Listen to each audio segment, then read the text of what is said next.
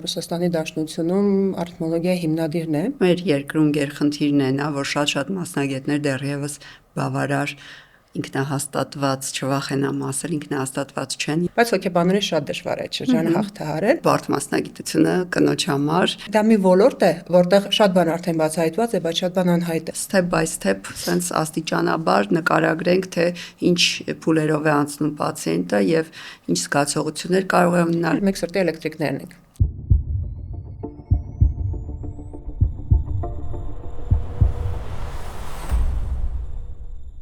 Սիրելի բարեկամներ, մեր հաղորդման գլխավոր գործընկերն է Կարդիոլաբ բժշկական կենտրոնը։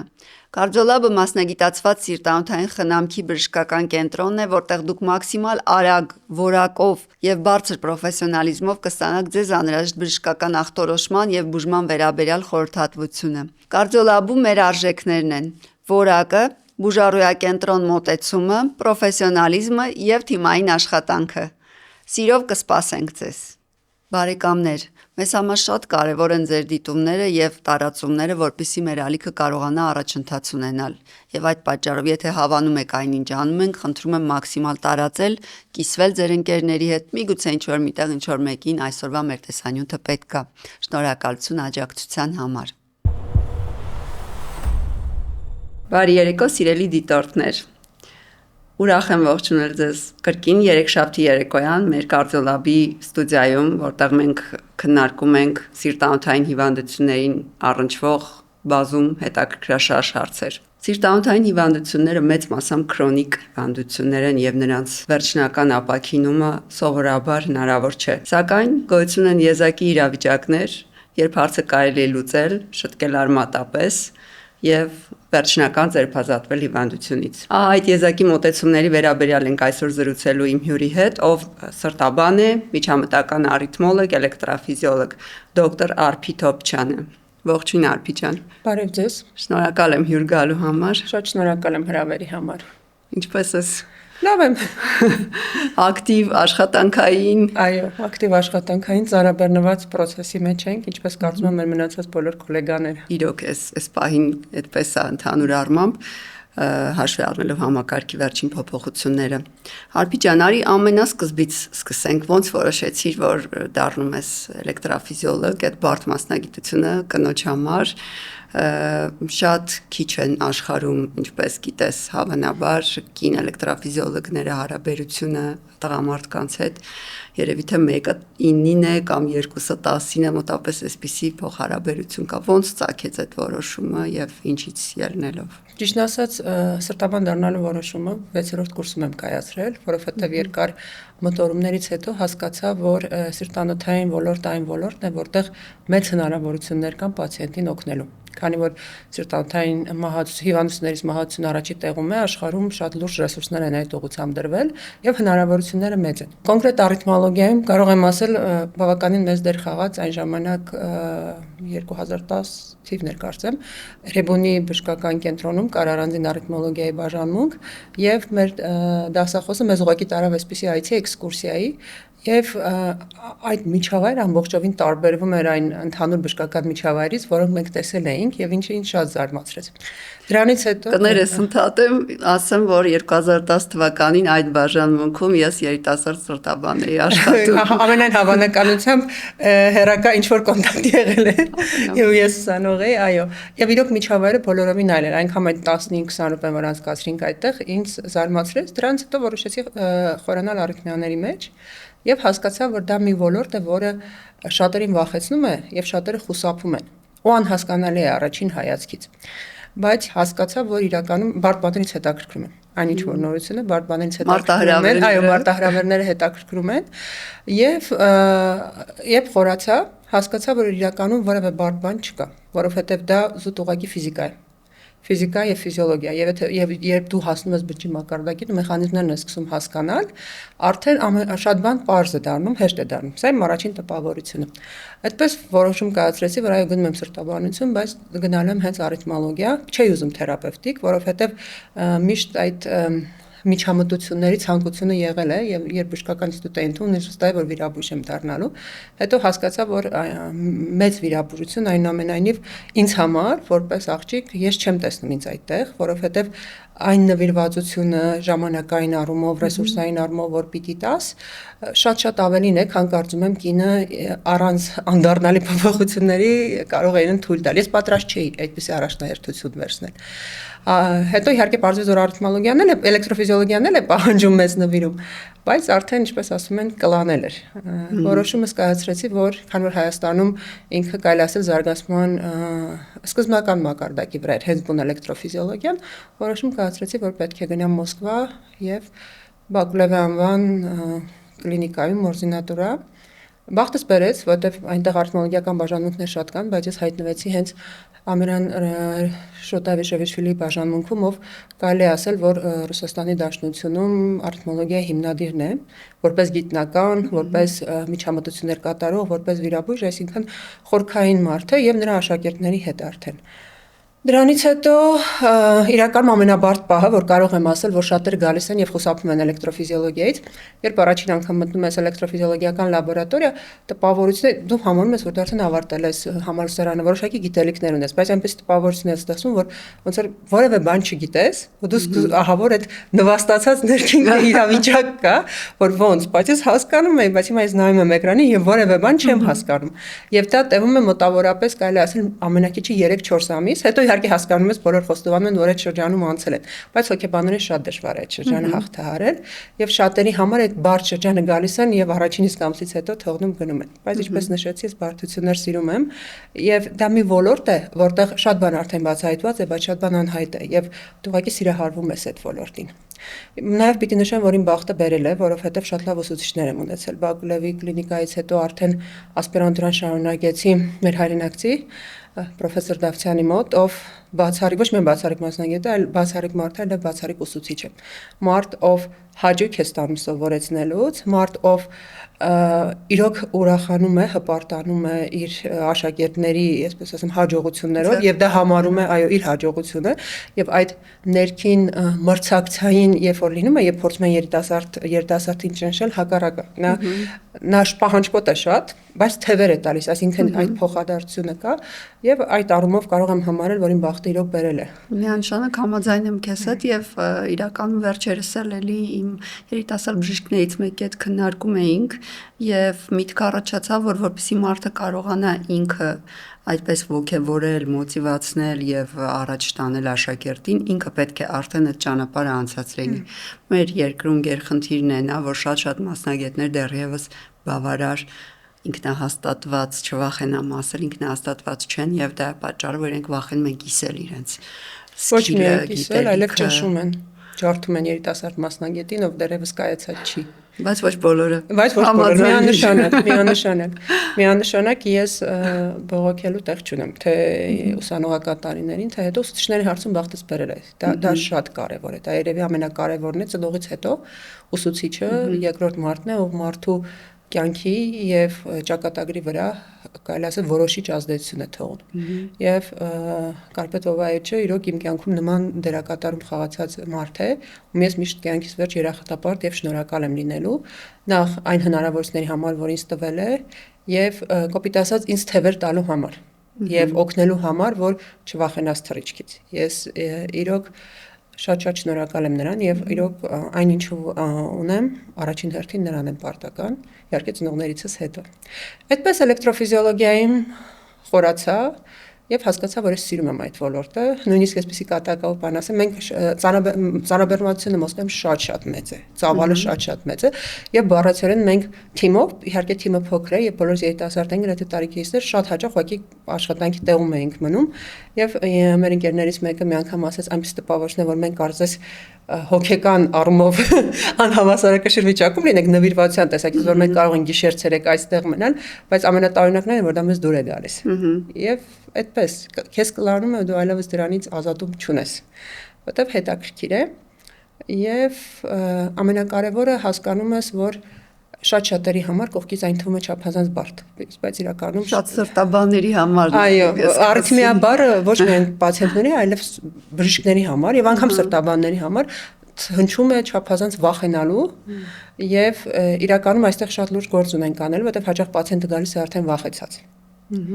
ամենափոքրից խնդրի դեպքում արդեն գալիս է վախեցած եւ երբեմն ստիպված են լինում բուժել նրա վախերը, այլ ոչ թե զբաղվել բուն խնդրով։ Իսկ կին լինելը չխանգարեց այդ ճանապարհին։ Ինձ չխանգարեց, որովհետեւ իմ կյանքում այնպես ստացվեց, որ ես այն ճանապարհը, երբ որ պետք էր ամբողջությամբ նվիրվել աշխատանքին, այդ սովորելուն, ես հնարավորություն ունեի ժամանակային առումով դա նվիրելու։ Իմ կյանքը ամեն հավանականությամբ ճակատագրի, այսպես ասեմ, դրսևորումն էր եւ հետագայում արդեն իհարկե ես հասկանում եմ, որ եթե ես անձնական կյանքային ժամանակ արդեն ամուսնացած լինեի, երեխաներ ունենայի, չէի կարող այդ ձևով, բայց այնպես ստացվեց, որ ես իմ ամուսնուն հանդիպեցի այն ժամանակ, երբ որ արդեն այդ ոլորտում բավականին կայացել էի եւ կարող էի առաջնահերթությունները որոշակիորեն արդեն թիրախները փոխել։ Ինքը որոշակիորեն սահմանափակում է այն առումով, որ շատերը վախենում են օրինակ ռենտգեն լաբորատորիայում աշխատանքից, բայց պիտի նշեմ, որ քանի որ ինձ համար դա եւս շատ կարեւոր էր, բավականին հետազոտություններ կան, որոնք ցույց են տալիս, որ ժամանակակից պաշտպանիչ մեթոդները եւ նաեւ ռենտգեն սարքերը, նորագույն սարքավորումները հնարավորություն են տալիս մինիմալիզացնել ճառագայթման հետ կապված խնդիրները եւ որոշակի հնարավորություններ են ստեղծում այն կանանց համար, ովքեր կոնկրետ էլեկտրոֆիզիոլոգիայով ցանկանում են զբաղվել, որովհետեւ ի տարբերություն դասական ռենտգենենդովասկուլյար վիրաբուժության, մեր մոտ ճառագայթման դոզան մի քանի անգամ բազմաթիվ անգամ դեռ ավելի ցածր է, որովհետեւ մենք ռենտգենոգրաֆիա չենք անում, մենք ռենտգենոսկոպիա ենք անում, եթե բարձ է ուղղակի ֆիլմ չենք նկարում, որը շատ ավելի քիչ ռենտգենյան ճառագայթում է։ Առաջին սահմանափակումը դա է բնականաբար, երկրորդ սահմանափակում հոգեբանական է, որովհետև կանայք ավելի զգուշավոր են։ Ես դա նկատել եմ իմ տղամարդ գոլեգաների հետ, կանայք ավելի զգուշավոր են ու բայց ես դա մյուս կողմից առավելություն եմ դիտարկում։ Օրինակ ճանապարհատրանսպորտային պատահարները մեծ մասամբ ընտանիքի երեխա ունեցող կանանց կողմից չեն տեղի ունենում։ Այդպես ստատիստիկա։ Ավելի շուտ երևի առավելություն կդիտարկի։ Գուցե առաջ գնալու հարցում այդ ավելի զգուշավորությունը կարող է թվալ թե խանգարում է, բայց ներքին հանգստության եւ պատասխանատվության տեսակետից շատ է օգնում։ Մարդկային կյանքի հետ գործ ունենք ի վերջո։ Եվ երրորդ հանգամանքը, դա կարծում եմ միայն էլեկտրոֆիզիոլոգիային չի վերաբերում, բոլոր ոլորտներին կանայք այնուամենայնիվ հաջողության հասնելու համար պիտի տղամարդկանցից մի քանի անգամ ավելի շատ ջանք գործադրեն։ Պետք է ուղղակի պատրաստ լինես։ Այո, պետք է հասկանաս, թե ինչ աշխարհ ես ընտրել, ուր ես մտել եւ չբողոքել ու չպահանջել։ Պատասխանատվություն վերցնել։ Տարիներ առաջ հիշում եմ ես մի բան շատ կարճ մի ամիս մոտավորապես բուրըն ցանկություն ունեցա ինվազիվ սրտաբան դառնալու եւ այն ժամանակ գնացի կենտրոններից մեկի ղեկավարի մոտ, դիմում էի գրել։ Մտա ներս ասեցի, ուզում եմ ինվազիվ սրտաբան դառնալ, sense շատ վախվխելով այդ ժամանակ էմոցիոնալ, շատ հուզական, sense երիտասարդ էի, ընտանիքս նորաստեղծ եւ այլ։ Sense ոտքից գլուխ չափեց ինձ, ասեց ով դու դեռ այնքան անելիքներ ունես, ուղարկեց ու երիտասարդ տղամարդ բժիշկ ընդունեց աշխատանքի, ինչի համար ես այսօր իհարկե իրեն շատ շնորհակալ եմ, որովհետև հետադարձ նայելով չէի ուզի, որ իմ ճանապարհը հենց ինվազիվ սրտաբանությամբ անցներ, բայց ամեն դեպքում այդ դժվարության մասին էր, որ հարցնում էի, որ հանրությունը անկախ ամեն ինչից դժվարությամբ է ընկալում քեզ, դու պետք է շատ լուրջ ստержень բառը հայերեն չգիտեմ ոնց ասեմ, բայց պիտի դա ցուցադրես, որ հա քեզ կարողանան ընկալել եւ ընդունել։ Ես կարծում եմ իմ բախտավորոշակեն բերել է այն առումով, որ ես Հայաստանում չեմ անցել այդ ինվազիվ սրտաբան ռիթմոլոգ դառնալու ճանապարհը, որովհետեւ հոգեբանական տարբերություններ այնուամենայնիվ կան, Մոսկվայի հետ կան, եւ հետո երբ որ ես գնացի, ես առաջին կոպտեսկին էլեկտրոֆիզիոլոգի չէի, արդեն ինձանից առաջ եղել էր սերունդ, արդեն ճանապարհը հարթվել էին եւ իհարկե հարաբերակցությունը շատ ավելի քիչ էր, բայց արդեն կային կանայք, ովքեր կայացած էլեկտրոֆիզիոլոգներ էին, ովքեր աշխատում էին, եւ այդ առումով ինձ ավելի հեշտ է եղել։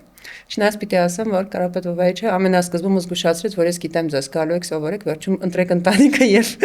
գնաք զբաղվեք ձեր ընտանիքով, բայց որոշումը ձերն է։ Այդ առումով իրոք այնտեղ մեծ դժվարությունների չեն բախվել, բայց այսինքն ուղղակի ինչ որ երբեք ինձ չեն ասել դու կին ես եւ այլն քեզ չի կարելի, բայց ներքի զգացողությունը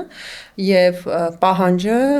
դա միշտ եղել է, որ պիտի ավելի պատրաստ լինես, դալ թե կարգապահական տեսակետից, թե աշխատանքի տեսակետից, որպեսզի կարողանաս, այսպես ասեմ, հավասարը հավասարի կամ փորձել գոնե հավասարի տղամարդկանց հետ լինել նույն մակարդակի վրա։ Հետո վերադարձար։ Հետո վերադարձա, 2022 թվականի վերջներ, ճիշտ ասած մի քանի ամիս ես վերադարձա, կարող եմ ասել, էմոցիոնալ եւ ֆիզիկական առումով լովին քանված վիճակում։ Դա հիմնականում կապված է 20 թվականի պատերազմի եւ հետո իրադարձությունների հետ։ Ես մի պահ հասկացա, դա Մոսկվայում դեռ տեղի ունեցավ վերադարձ առաջ, որ երբ որ դու մտնում ես վիրահատարան եւ մտածում ես ոչ թե պացիենտի մասին, ոչ թե վիրահատության մասին, այլ քո մտքերը բոլորովին այլ տեղ են, դու արդեն իրավունք չունես այդտեղ մտնելու եւ մի քանի ամիս վերադարձից հետո կլինիկական գործունեության մեջ դադար տվեցի, բայց գիտական գործունեությունը շարունակում էի եւ շարունակում եմ, դա իմ աշխատանքի երկրորդ կողմն է, որը ես շատ եմ սիրում, շատ պրակտիկ բժիշկներ կան, ովքեր չեն սիրում, ես իրական շատ եմ սիրում, որովհետեւ դա համարում եմ իրապես ստեղծագործական աշխատանք, դա հասկացա, երբ որ ասպիրանտուրայում տեխնազոական թեզն էի գրում, ուսումնասիրում եւ հետո գրում պաշտպանում եւ այդ աշխատանքի շնորհիվ իրական շատ նոր ունակություններ ձեռք բերեցի եւ հասկացա, որ դա ինձ դուր է գալիս, որովհետեւ իրականում երբ որ կարդում ես բժշկական գրականություն, իհարկե պիտի փորձես մաքսիմալ օբյեկտիվ լինել, չի կարելի ինչ-որ շեղումներ անել, բայց տարբեր հոդվածներ կարդալուց եւ նույն հասկանում ես, որ նույն տվյալը կախված նրանից, թե դու ինչպես կմատուցես, ընթերցողը կարող է բոլորովին այլ կերպ ընկալել։ Եվ այդ ստեղծագործական աշխատանքը ինձ շատ է դուր գալիս եւ այդպես դա հնարավորություն տվեց մի քանի ամսվա կլինիկական դադարը ուժերը վերականգնել, զուգահեռ նաեւ մնալ թեմայի մեջ։ Հետո այդ գիտական աշխատանքով զբաղվելը քեզ ստիպում է անդադ լինել թեմայի մեջ, որտեղ դու անդադ կարդում ես, դու անընդհատ ուսումնասիրում ես, դու կարծում եմ դուք էլ շատ լավ գիտեք, իսկ այսօրվա բժշկության մեջ հնարավոր չի առանց դրա։ Ամեն ինչ այնքան արագ է հնանում, ամեն ինչ փոխվում, շատ արագ է փոխվում եւ պիտի տեղյակ լինես։ Եվ այդ մի քանի ամսից հետո արդեն 23 թվականի սեպտեմբերից աշխատանքի անցա Best-Life բժշկական կենտրոնում որպես միջամտական առիթմոլոգ, որպեսզի արդեն սկսենք էլեկտրոֆիզիոլոգիական ուղղությունը զարգացնել, որովհետև միշտ դա սարքեր տեղադրում էինք, բայց էլեկտրոֆիզիոլոգիան լրիվ նոր էր։ Եվ հիմա այդ գործով ենք զբաղվում։ Դանդաղ քայլերով, բայց առաջ ենք շարժվում։ Ինչ է էլեկտրոֆիզիոլոգիան։ Էլեկտրոֆիզիոլոգիան գիտություն է սրտի էլեկտրական համակարգի մասին։ Ինքը, եթե պատկերավոր ասեմ, ինչպես կարպետ վայրենասիրում ասել, մենք սրտի էլեկտրիկներն ենք։ Սրտի էլեկտրական համակարգը ինքը բավականին բարդ եւ շատ զարմանալի համակարգ է, որտեղ բնությունը ամեն ինչ մտածել է։ Նա մտածել է, կարծում շատերը գիտեն, ովքեր մասնագետ չեն, ասենք, որ սիրտը կսկվում է մեր կամքից անկախ։ Բնությունը մտածել է, որպեսզի սիրտը ինքնուրույն կծկվելու հատկություն ունենա, եւ էմբրիոնալ ներօրգանային զարգացման ընթացքում ամենասկզբում մեր բոլոր բջիջներն ունեն այդ հատկությունը։ Տարբերակման ընթացքում բջիջների մեծ մասը դառնում է կծկողական միոկարդ, որպեսզի պոմպի ֆունկցիան կատարեն, չնայած ինչպես հետազոտությունները ցույց են տալիս, միայն պարզ պոմպ չի սիրտը, իսկ բջիջների մի մասը կուտակվում է տարբեր հատվածներում եւ կազմում է հանգույցներ, ուղիներ, էլեկտրական համակարգը, որը ապահովում է էլեկտրական իմպուլսի գեներացիան, տեղափոխումը, այդ հաղորդումը սրտամկանի կծկվող բջիջներին, որպեսզի նրանք կծկվեն եւ արյունը մղեն դեպի մեր օրգաններ։ Առանց դրա մենք չենք կարող ապրել։ Հետևաբար էլեկտրոֆիզիոլոգիան գիտություն է դրա մասին։ Ինչպես են այդ իմպուլսներն առաջանում, ինչպես են դրանք փոխանցվում, որոնք են այդ ինչ տարբեր խանգարումների մեխանիզմները եւ ինչպես մենք կարող ենք շտկել ստեղծված խանգարումները։ Ինքը շատ հետաքրքիր գիտություն է, որովհետեւ ֆիզիկա է։ Ամբողջությամբ ֆիզիկա է։ Եթե մի քիչ շատ խորանանք, ընդհանրապես խոսքը գնում է էլեկտրոլիտային կալիում, նատրիում, մագնեզիում, կալցիում, ընդհանրապես խոսքը գնում է պարզ մոլեկուլների մասին, որոնք որոշում են մեզանից յուրաքանչյուրի կյանքը։ Եվ արդյունքում ցանկացած խնդիր, որ առաջանում է այդ համակարգում, ընդ որում դա կարող է լինել թե հաղորդման этаպում, արդեն առնչվում ենք անձամբ մենք։ Եթե այսպես կարճ ներկայացնեմ, բայց էլեկտրոֆիզիոլոգիան իրականում կարող է տարբեր բազմազան լինել, որովհետև դա այն սխեմատիկ պատկերացումն է, որը մենք ունենք։ Բայց ինչ անենք, եթե էմբրիոնալ զարգացման ընթացքում ամեն ինչ չի գնում նորմալ տարբերակով, եւ արդյունքում մնում են բջիջներ, որոնք չպիտի մնային, բայց որոնք մնում են մեր սրտում եւ հետագայում մեր համար խնդիրներ են ստեղծում։ Եվ այսպեսի մի հետաքրքիր դիտարկում կա, որ հիմնական այն օջախները, որոնք հետ էլեկտրոֆիզիոլոգները առնչվում են աշխատանքի ժամանակ, արիթմոգեն օջախները, որոնք տարբեր արիթմիաներ են առաջացնում, նրանք տարբեր էմբրիոնոլոգիական ծագում ունեցող հյուսվածքների կոնտակտների զոնաներն են։ Այսինքն կան տարբերություններ, միանում են սիրտը էմբրիոնալ զարգացման ընթացքում մեծ փոփոխություններ է կրում, ընդ որում մի հետաքրքիր դիտարկում անեմ, որ սրտի զարգացումը ավարտվում է 8-րդ շաբաթում հղիության։ Եվ շատ ժամանակ կանայք նույնիսկ չգիտեն, որ հղի են, բայց փոքրիկի սիրտը արդեն կծկվում է։ 3-րդ շաբաթից 21-րդ օրից ինքը արդեն էլեկտրական իմպուլսներ է տալիս։ Օրգանիզմը բնությունը չգիտեմ, արարիչը, ով ինչպես հարմար է գտնում, իրականում շատ ֆանտաստիկ կերպով է մտածել, որովհետև անգամ այդ փոքր խողովակը, որը դեռևս մեր սիրտն է, 21-րդ օրից 3-րդ շաբաթից հղիության, ինքը էլեկտրական իմպուլս է տալիս, որպեսզի այն կծկվի եւ զարգացող էմբրիոնին ապահովի արյունով։ Եվ այդ ընթացքում մի քանի շաբաթվա ընթացքում մենք այդ փոքր պոմպից վեր ենք ածվում լիարժեք քառախոս սրտի։ Իհարկե գիտենք, որ պտղի արյան շրջանառությունը առանձնահատկություններ ունի եւ վերջնական փոփոխություններ տեղ են ունենում ծնվելուց հետո, երբ առաջին անգամ շունչ ենք քաշում, բայց մեծ մասամբ արդեն հղիության 8-րդ շաբաթում այն ամբողջովին ձևավորված է։ Եվ ճիշտ են ասում, որ իրականում կարելի ասել, որ մենք գործ ունենք արդեն կենդանի մարդու հետ։ Բայց բջջային մակարդակով փոփոխություններ շարունակվում են թե ներարգանդային կյանքում, թե ծննդաբերությունից հետո, եւ կան շատ արիթմիաներ, որոնք երեխաների մոտ կարող են դրսևորվել, տարբեր դրսևորումներ, հիմնականում սրտխփոցներով, բայց այդ կյանքի առաջին 2-3 տարին անցնելուց հետո նրանք այլևս չեն լինում, որովհետեւ այդ բջիջները, որոնք մնացել էին, աստիճանաբար նորից ներ են ծծվում, հետ են զարգանում։ Եվ կան նաև հետաքրքիր մեխանիզմներ էլեկտրոֆիզիոլոգիայի հետ կապված արիթմիայի, որոնք օրինակ երբ տարիքի հետ սկսում են դրսևորվել, կա վարկած, որ պացիենտների մոտ վնասող գործոնները, լինի դա ճնշում, լինի դա ինֆարկտ, իշեմիա, այսինքն սրտանոթային համակարգի այդ քրոնիկ վնասող գործոնները կարող են այնպես անել, որ նրանք ռեակտիվացնում են բջջային համակարգերը եւ բջիջը հետ է գնում իր էմբրիոնալ զարգացման վիճակին եւ դառնում է արիթմոգեն։ Այսինքն այն նորմալ է եղել ներարգանդային կյանքում, ինքը նորից ռեակտիվացնում է այդ ծրագիրը, ինչ-ինչ ազդեցություն, այդ վնասող գործոնների ազդեցությամբ, նման դիտարկումներ կան շատ հետաքրքիր եւ ինքը դառնում է նորից արիթմոգեն։ Եվ այս տեսակետից էլեկտրոֆիզիոլոգիան իրականում չափազանց բարդ է եւ մենք հասկանում ենք, որ մենք ընդհանրապես այսբերգի գագաթն ենք պատկերացնում, այլ ոչ թե իսկ մնացած ինչ կա այդ դրա տակ շատ քիչ այսպես ասեմ, պատկերացում ունենք։ Էլեկտրոֆիզիոլոգների ամենասիրած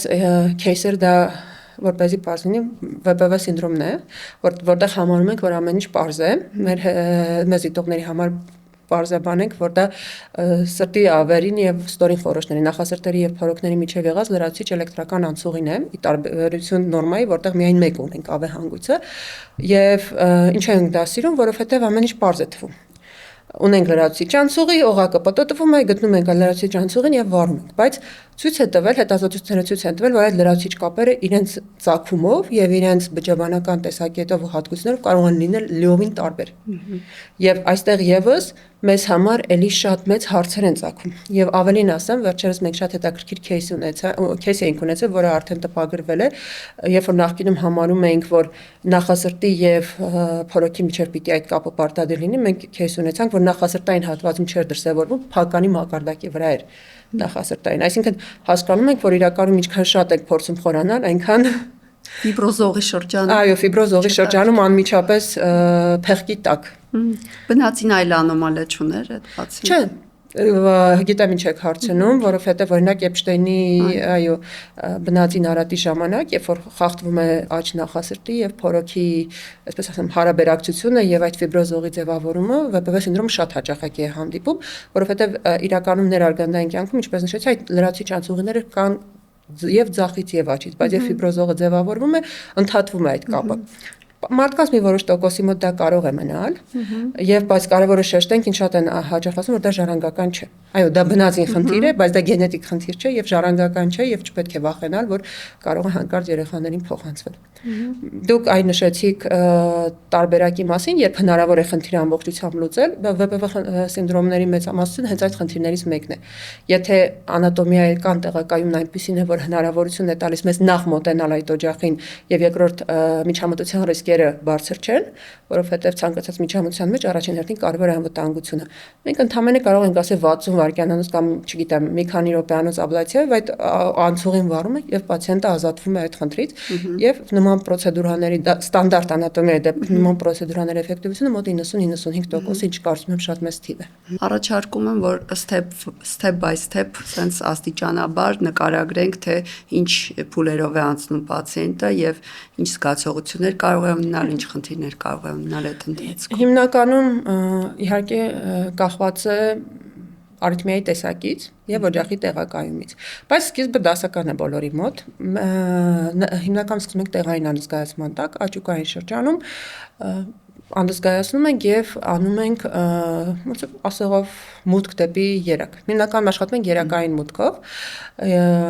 Կան կլինիկաներ, որտեղ օրինակ վերին հատվածից եւս ենթարակային երակից կամ յուգուլյար երակից եւս անում են։ Ես նախընտրում եմ միայն աշխատել ներքևից, ինձ այդպես ավելի հարմար է եւ բարձրացնելի ռիսկն էլ իրականում շատ ավելի քիչ է։ Ուղղակի խնդիրը տեխնիկական միջոցների առկայության մեջ է, երբ որ աշխատում եք ներքևից, կաթետրները պիտի համապատասխան սպეციფիկա ունենան, որովհետև վերևից դնելը ավելի հեշտ է, ներքևից պիտի կառավարելի կաթետրներ ունենա, զուտ առկայությունն է խնդիրը։ Դրանից հետո ինչպես ձեռքի մեջ են այդ պլաստիկ կաթետրները տեղադրում, նմանատիպ, բայց բնականաբար մասշտաբով, այսպես ասեմ, չափով ավելի մեծ կաթետրներ են տեղադրվում երակի մեջ եւ բարակ լարեր, որոնց մենք ասում ենք էլեկտրոդներ, ռենտգեն հսկողության տակ այդ կաթետրի միջոցով անց են կացվում դեպի սիրտ։ Ու տեղակայվում են սրտի տարբեր հատվածներում։ Կան էլեկտրոդներ, որտեղ ֆիքսված տեղակայում ունեն, օրինակ կորոնար սինուսը, օրինակ աջ փորոքը, աջ նախասիրտը, այսինքն մենք ի սկզբանե գիտենք սրտի էլեկտրական համակարգի անատոմիան եւ գիտենք մեզ ինչ ինֆորմացիա է նախնական հարկավոր։ Տեղակայում ենք այդտեղ եւ առաջին փուլը կոչվում է էլեկտրոֆիզիոլոգիական հետազոտություն, որը դիագնոստիկա է ստեյության։ Ինչն է նրա էությունը։ Մենք փորձում ենք արհեստական պայմաններում ստեղծել իրավիճակ, որպեսզի պացիենտի մոտ արիթմիան սկսի։ Դա անհրաժեշտ է նրա համար, որ մենք հասկանանք արիթմիան որտեղից է սկսում, ինչ մեխանիզմով է այն գնում, որտեղ տարբեր արիթմիայի առաջացման տարբեր մեխանիզմներ կան, հասկանանք որն է այն մեզ հետաքրքրող օջախը, որը մենք պիտի վառենք։ Կան արիթմիաներ, օրինակ նախասրտերի թրթռումը, օրինակ ավեհանգուցային տախիկարդիան, որոնք ի սկզբանե մենք գիտենք անատոմիական, արդեն մեծ բավական հետազոտություններ են արել, կուտակված փորձ կա, մենք գիտենք այն անատոմիական զոնան, որը պատասխանատու է այդ արիթմիայի համար, այսինքն փնտրելու բան առանձնապես չկա։ Աշխատում ենք դեպքերի 90-95% դեպքերում աշխատում ենք այդ զոնայում, վառում ենք, կոպիտ ասած օղակում պատտվում է արիթմիան, մենք կտրում ենք օղակի մի մաս, որպես օղակը այլևս չլինի եւ արիթմիա չլինի։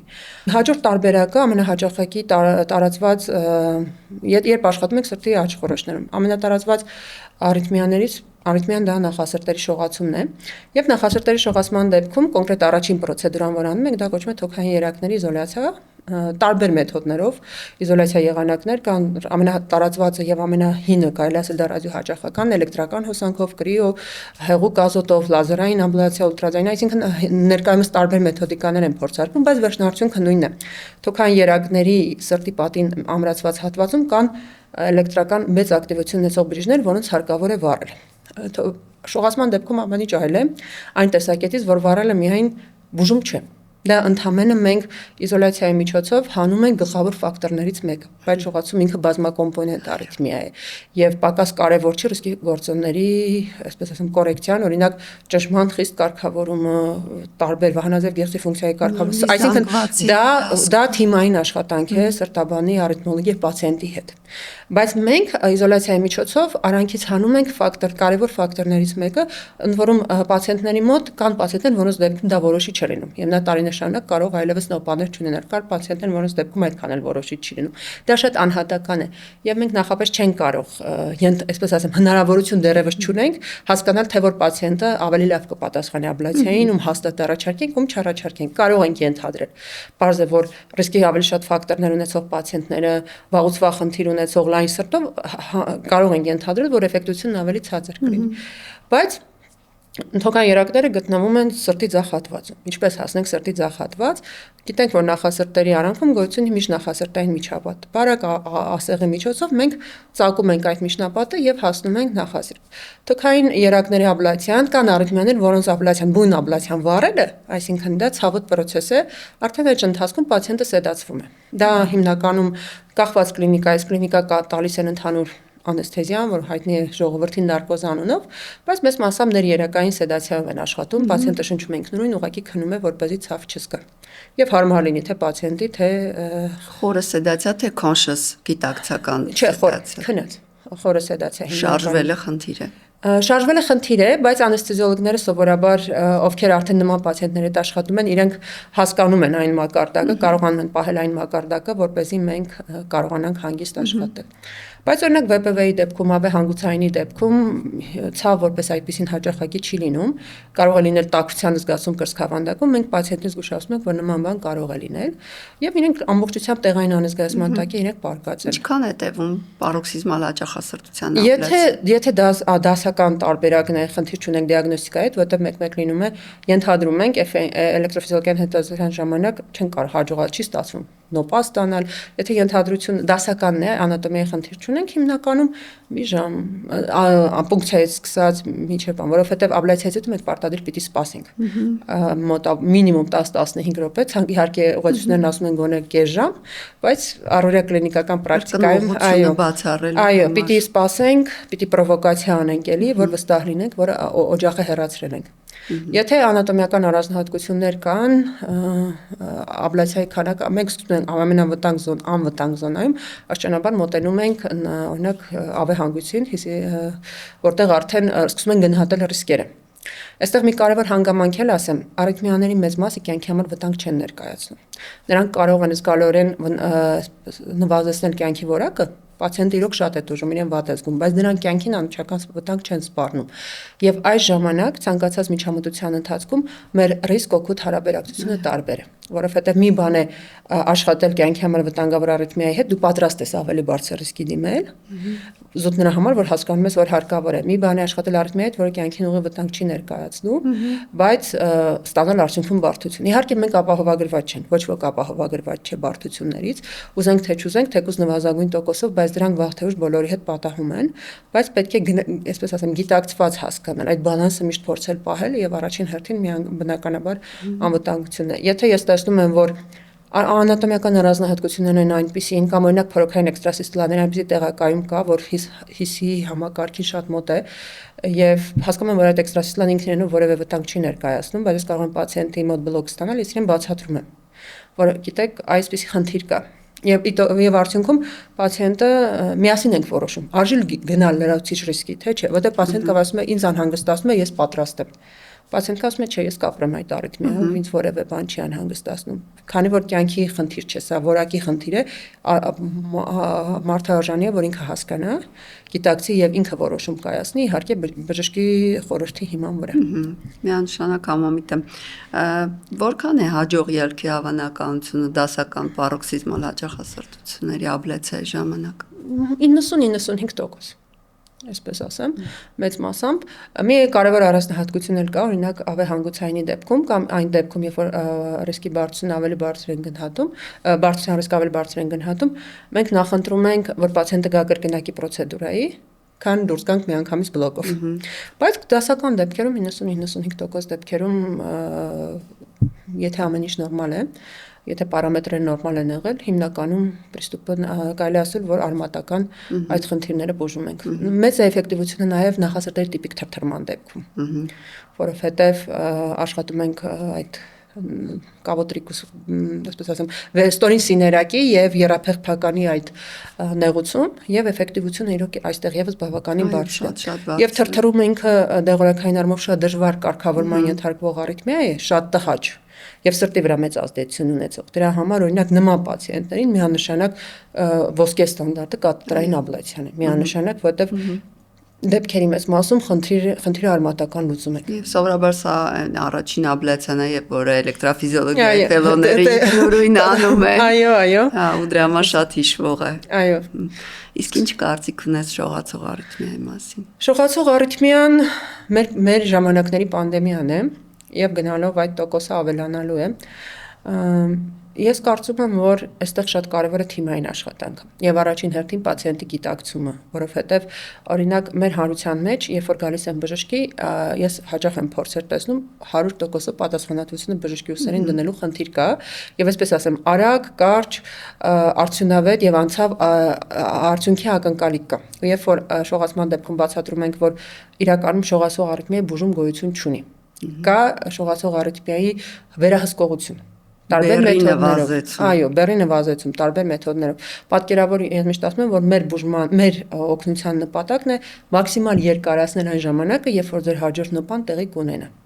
Դա հնարավոր է անել դեղորայքի միջոցով, դա առաջին հերթին ամենակարևորը ռիսկի գործոնների կորեկցիան է, որովհետև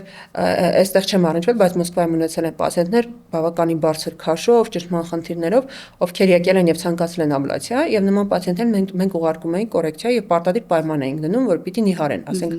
գոնե մարմնի ինդեքսը 35-ին մոտենա։ Ու մարդիկ եկել են մի տարի հետո եւ 15-20 կիլոգրամ քաշի չեսնելուց եւ ասեն, որ իրենք արդեն նոպաներ չունեն կամ շատ ավելի թեթև են տանում։ Այսինքն շողացող արիթմիայի ցանկացած բուժում, ցանկացած կորեկցիա սկսվում է ռիսկի գործոններից։ Ընդհանուր հիպոդինամիա, ճնշում, վահանաձև գեղձի խնդիրներ, սրտային անբավարարություն, այն ինչի մասին դուք անընդհատ խոսում եք եւ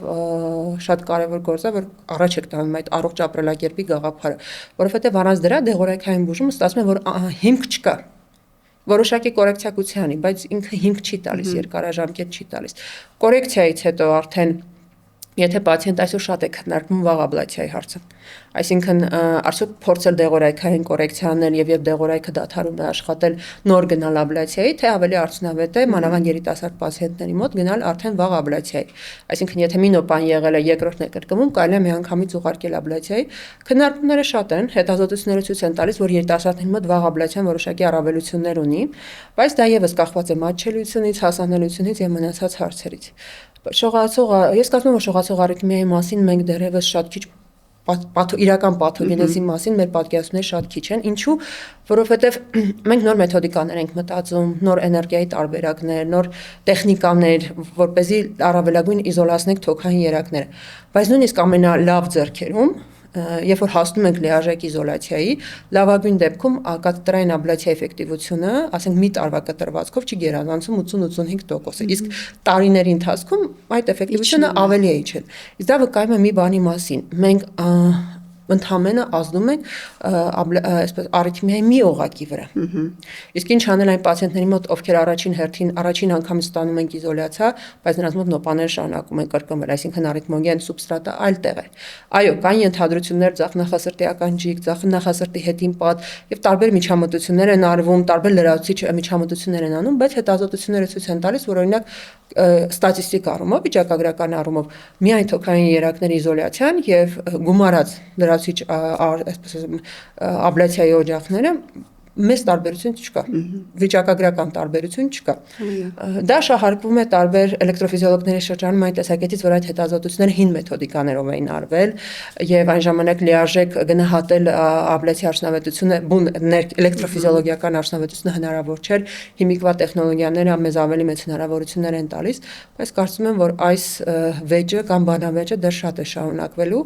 ու կա օրինակ շողացման բորբոքային գենեզը եւ կան պացիենտներ քիչ, բայց որոնց մոտ հակաբորբոքային բուժումը էֆեկտիվություն է տալիս։ Այսինքն դա եւս այսբերգ է, որի մասին մենք շատ քիչ պատկերացում ունենք, բայց իհարկե աբլացիայի շնորհիվ եւ Միշել Հեսեգոյարի շնորհիվ, ով 98 թվականին այսպես ասեմ, ով առաջինը իր թիմը առաջին հետազոտեց եւ իրենք հրապարակեցին միլիոնավոր մարդիկ, եթե ամբողջությամբ չեն ազատվել այդ արիթմիայից, համենայն դեպս նրանց կյանքը շատ ավելի թեթև է դարձել եւ հեշտ է դարձել, որովհետեւ նոպաների հաճախությունն է նվազում, տարիներ շարունակ նոպաներ չեն լինում, կամ նոպայից այո սիմպտոմները, այո, կյանքի որակը շատ ավելի լավն է դարձել եւ այստեղ միանշանակ պետք է շնորհակալ լինենք աբլացիային, որովհետեւ դա մեզ հնարավորություն է տվել օգնել մարդկանց։ Ոչ այն արմատական տարբերակով ինչ կցանկանայինք, բայց այնուամենայնիվ դա եւս շատ կարեւոր օգնություն է եւ շատերի կյանքում մեծ դեր է կատարում։ Միանշանակ համամիտ եմ։ Արփի ջան, շնորհակալություն, որ այսօր մեր հյուրը եղար։ Մեզ հազարավոր դիտորդներ են դիտում, բուժառուներ հիմնականում։ Եթե կա ինչ-որ մի կարեւոր միտք, որ կուզես հասցնել, հիմա այդ պահն է։ Շնորհակալ եմ շատ հրավերի համար, շատ հետաքրքիր զրույց էր, քանի որ վերջում շողացումից խոսենք, ուզում եմ մի կարևոր միտք հասցնել, որի հետ շատ եմ առնչվում։ Նախասրտի շողացում ինքն իրենով վտանգավոր չէ, բուն արիթմիան։ Վտանգավոր է նրա հետևանքը եւ ամենադաժան հետևանքը դա ինսուլտն է։ Որպեսզի ինսուլտ չլինի, գիտենք, բարձր ռիսկով պացիենտներին նշանակում են արյունը ջրիկացնող դեղորայք։ Ես շատ եմ առնչվում տարբեր պացիենտների հետ, ովքեր այդ արյունը ջրիկացնող դեղորայքը շփոթում են, ասում են ես խմում եմ ասպիրին եւ կարծում են, որ բավարար է։ Ոչ։ Նախասրտերի շողացման դեպքում ասպիրինը չի օգնում ինսուլտը կանխարգելել։ Կան հատուկ դեղորայքներ, հիմնականում դրանք 4-ն են, եւ դուք անպայման պիտի ձեր սրտաբանի կամ արիթմոլոգի հետ ճշտեք, արդյոք ձեր ռիսկերը բարձր են եւ որ դեղորայքը արժե խմել։ Եվ երկրորդ էլի հանգամանքը, որ շատ եմ նկատում, նախասրտերի շողացման դեպքում, որ เป զի մենք այսպես ասեմ բացառենք ինսուլտը, չի կարելի նշանակել ցածր դոզայով հակակոագուլյանտ դեղորայք։ Գործում է ամեն ինչ կամ ոչինչ սկզբունքը։ Կամ մենք նշանակում ենք լիարժեք դոզա, հասկանալով, որ արյունահոսական բարձրացնելու ռիսկը բարձրանում է, կամ ոչ մի դեղորայք չենք նշանակում, որովհետև